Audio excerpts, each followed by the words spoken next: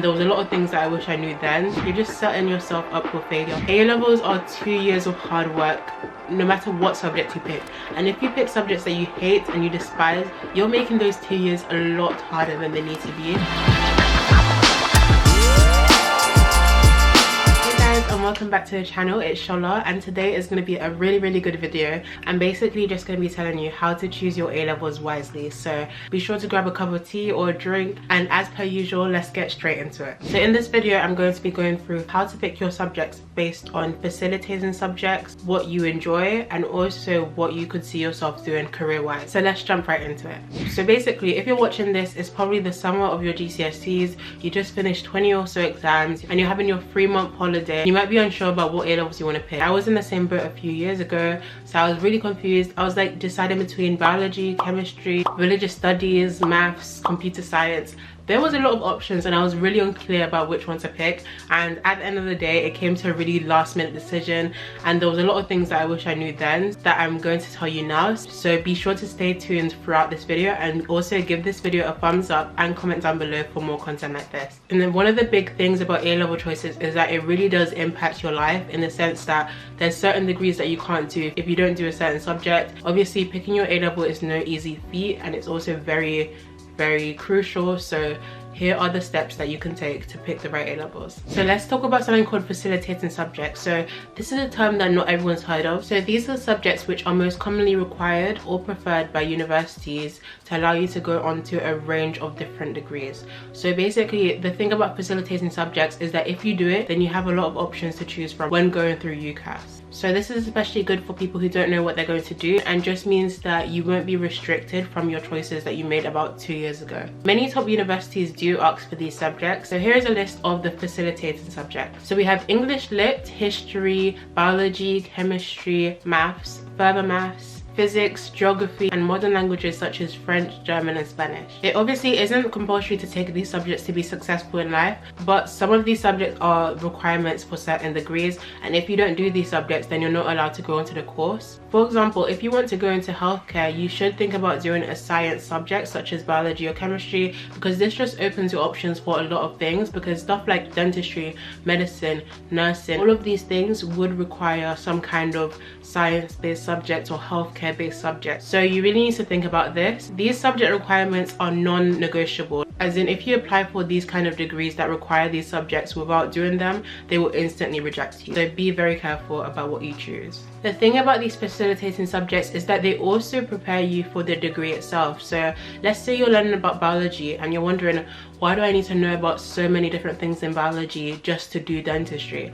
Dentistry is based on the biology of the head, of the cell-to-cell interactions, and all of these things you learn in A-level, and then you build upon that knowledge in university. So these subjects actually do help you prepare for your degree. This means that you aren't going into it blind. So that brings me to my next point, which is to pick subjects based on what you enjoy. It is all well and good to pick these facilitated subjects, but if you absolutely and utterly hate them, it's going to be a very tough 2 years for you. Honestly, there's no point of picking a subject if you know you're not going to want to go to lessons, you're not going to want to do your homework. You're just setting yourself up for failure if you pick subjects because of this reason. A-levels are 2 years of hard work, no matter what subject you pick, and if you pick subjects that you hate and you despise, you're making those 2 years a lot harder than they need to be. There's a lot of outside pressure, especially from parents, from teachers, even from your friends, and you just feel like you have to do a subject. But for A-levels, please don't fall into this trap. For GCSEs, that was okay, because GCSEs are like, they're quite manageable. You don't necessarily have to like them to be motivated to revise for them, but A-levels are very serious. So please pick something that you actually enjoy, and if you don't enjoy it necessarily, just make sure that you can tolerate doing it. This is just because A-levels do require a lot of independent learning, a lot of extra work outside classrooms. So if you don't enjoy it, you're less likely to complete these, and you're more likely to get a bad grade. So an activity that you could do is to sit down and think about your GCSEs. Think about what went well, what subjects you genuinely enjoyed going to and learning about, and try to list these down in terms of how much you enjoyed them. Then you'll have a long list, hopefully, from the most favorite subjects that you did and the least favorite subjects you did, and then you can pick from those which you enjoy, and you can make a balance between this and like facilitating subjects. So So maybe you do 1 or 2 A levels that you enjoy and 1 facilitating subject. This just increases your chances of being able to pass the year happy and also still keep your options open, especially if you don't know what you're going to do. And also think about the new options that you have. So for some people, they didn't get to do photography for GCSE and now they're being given that option for A levels. So if there's a new option that you want to look into and you want to explore, do talk to the teacher about it and do research it online. Don't be afraid to try something new. You could end up really liking it. At the end of the day, you won't absolutely love your subjects. Like sometimes when I was doing biology and chemistry, I was just like, is it really worth it? Honestly, you'll grow to love them and you'll at least grow to like them, but don't go into an A level hating it. That's just setting yourself up for failure. Okay, that brings me to my last point, which is what career do you want to go in? You might not know this now because you're only in year 11 or you're in year 10 and you just haven't been thinking about it. Don't feel scared to rush and pick your career path now, because at the end of the day, it is your life and you're the one who's gonna have to work those 60 or so years. So just be sure that you think about it wisely. But if you already have this kind of suspicion of what you want to do, then try to act on that. So what I mean by this is basically, if you know you want to go into dentistry, there's some requirements that you have to do. So I do recommend that you check all of the different universities that offer dentistry and see the common subjects that they require, because if you don't do these subjects, you can't get onto the course. Try to pick based on that. So for example, healthcare, most of them require biology or chemistry or health and social care. For something like the creative arts, they might require some media, art. You just have to make sure you do your research on every single university that offers it, and you can probably use websites such as What Uni and just different uni compare websites, so you can just compare all of the different universities that offer these subjects. And if you have absolutely no idea of what career path you would like to go down and you're very scared of making the wrong decision and not being able to go into that course because you didn't pick the right A levels, then be sure to write a list of the careers you could see yourself doing. So just write a really long list, even if it's unrealistic, just write it, because at the end of the day, if you put your mind to it, you can actually achieve anything.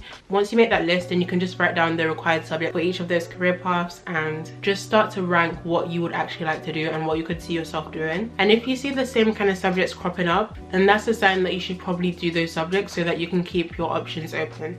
It's all about keeping your options open, because in these 2 years of A levels, you might change your decision of what you want to do. If you take subjects that really restrict your university options or your apprenticeship options, then you might end up regretting it. So let's summarize. So if you have absolutely no idea of what subjects you would like to do, try to pick 1 to 2 facilitating subjects that you're good at and that you enjoy. And if you already know what career you would like to do, then check the requirements for the degree on the different university websites. Finally, make sure you pick at least 1 subject that you enjoy. If you pick 3 subjects that you absolutely hate, I applaud you, like, good luck. But I personally picked 1 subject that I knew I would enjoy, and that was RS. Biology and chemistry, it's not that I hated them, but at the same time, sometimes it would get too much, and I'm glad that I had that 1 subject, RS, that I could just relax in the lessons, I could just enjoy myself. So that's the end of the video, guys. I really hoped it helped, and if it did, be sure to leave a like, comment and subscribe for more content like this, and definitely comment down below on videos that you'd like to see.